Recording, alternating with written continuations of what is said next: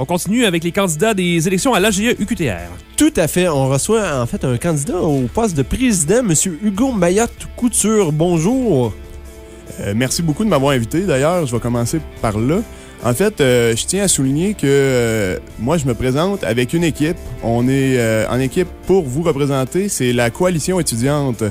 On est sept personnes très motivées et on veut travailler pour vous. Dans cette équipe, il y a comme vice-président aux affaires internes Ludovic Nadeau, comme vice-président aux affaires sociopolitiques Frédéric Desrues, comme vice-présidente aux finances et développement, on a Ariane Cossette.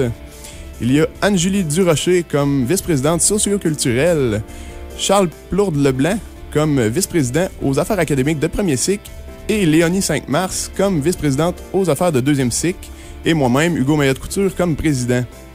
C'est sûr que le poste de président, pour moi, c'est de faire, premièrement, la représentation de l'AGE-UQTR, tant dans les instances de l'université qu'à l'externe, que, dans le fond, c'est sûr, au national et pas provincial, mais en fait, je voudrais dire au régional, parce qu'on sait qu'il y a des gens au niveau de la région qui veulent dans le fond, chez qui on peut se faire entendre. Je pense que la présidence, c'est aussi de travailler en équipe et de faire que l'équipe travaille bien. Je pense que c'est très important. Oui, c'est ça exactement. Une équipe qui est capable d'avancer dans les dossiers, ce truc-là. Là, en fait, c'est ça, vous nous avez parlé de la coalition étudiante. C'est comme ça que ça s'appelle? Oui, c'est le nom qu'on a trouvé parce qu'en fait, ce qu'on regroupe, c'est des gens de différents programmes, de différents horizons. Donc, en ça, on est une coalition. C'est pas, on n'est pas tous des gens du même programme, on provient pas tous du même endroit, mais ce qui nous rassemble, c'est l'AGE. C'est là qu'on s'est connus. On est tous des gens qui siègent sur le CA de l'AGE-UQTR, tous des gens très impliqués sur le CA de l'AGE-UQTR dans plusieurs comités, comme je devrais noter le comité de rédaction du plan de développement de l'AGE-UQTR, qui est un plan qui va donner, dans le fond, une forme au projet de l'AGE pour les 3 prochaines années. Donc, je pense que on est des gens qui travaillent déjà très bien ensemble. Vous êtes habitués de travailler ensemble? Oui, c'est ça, on est habitués de travailler ensemble. On a déjà travaillé ensemble sur plusieurs dossiers, donc je pense que c'est un très bon atout pour nous. Parfait. Et avez-vous tous la même vision ou... C'est sûr qu'il y a toujours des divergences. On peut pas avoir toute la même vision, mais ce qu'on est capable de faire, c'est travailler ensemble pour arriver à une vision commune à la fin. Okay. Ça, c'est ce qui arrive.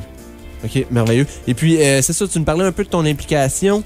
Tu veux-tu élaborer, en fait, un peu plus? Oui, c'est ça. En ce moment, moi, je suis président de l'Association étudiante des étudiants en sciences biologiques et écologiques, le RECEB. Okay. Et ça fait 2 ans que je suis impliqué dans cette organisation-là. Je suis aussi administrateur sur le conseil d'administration de l'AGE-UQTR et je siège sur plusieurs comités, dont le comité de développement. Et ensuite, je me suis aussi impliqué, c'est ça, d'autres comités de l'AGE comme l'évaluation des rapports d'officiers, ainsi que, je pense que j'en ai oublié un, mais c'est pas vraiment grave. Donc, okay. Et puis, comme président, on sait, en fait, le président, c'est comme le chef des chefs. Oui, hein? De la meute. De la meute. Et puis, c'est quoi, en fait, peut-être vos priorités, les dossiers sur lesquels vous voulez jouer, peut-être, si vous êtes élu?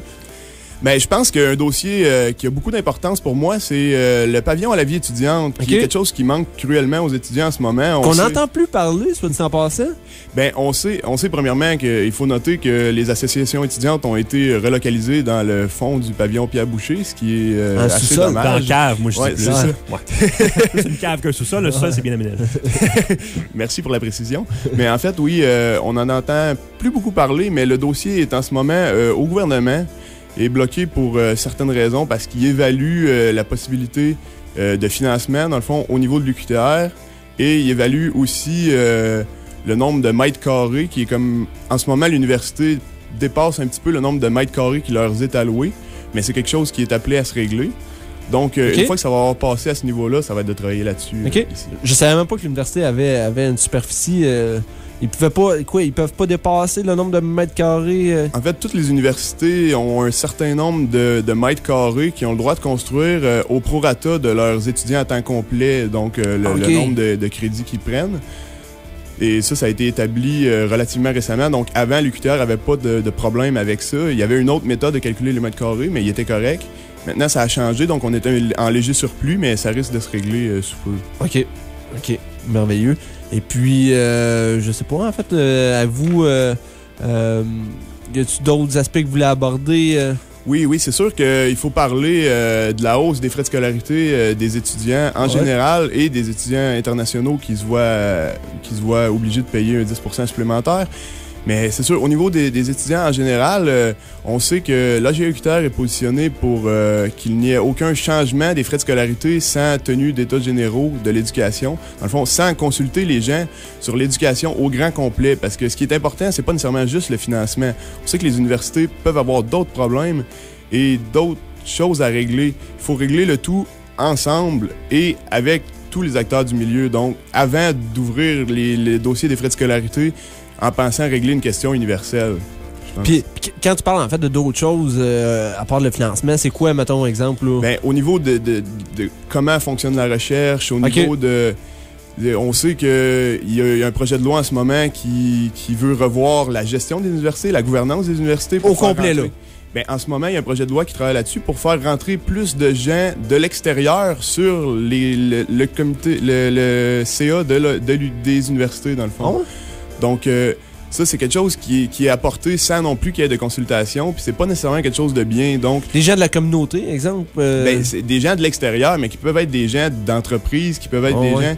Donc, à notre avis, ben, en fait, à mon avis, ce que ça pourrait vouloir dire, c'est faire entrer des gens qui sont pas nécessairement dans le milieu, dans les universités, pour ajouter comme une vision plus entrepreneuriale. Donc, je pense qu'avant d'ouvrir des dossiers comme ça, et les frais de scolarité, on devrait vraiment consulter tout le monde dans le milieu. Ouais.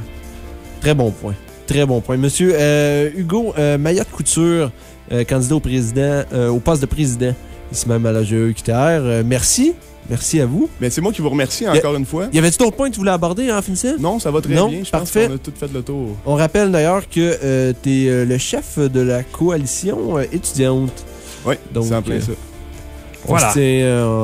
On se tient au courant. Merci beaucoup.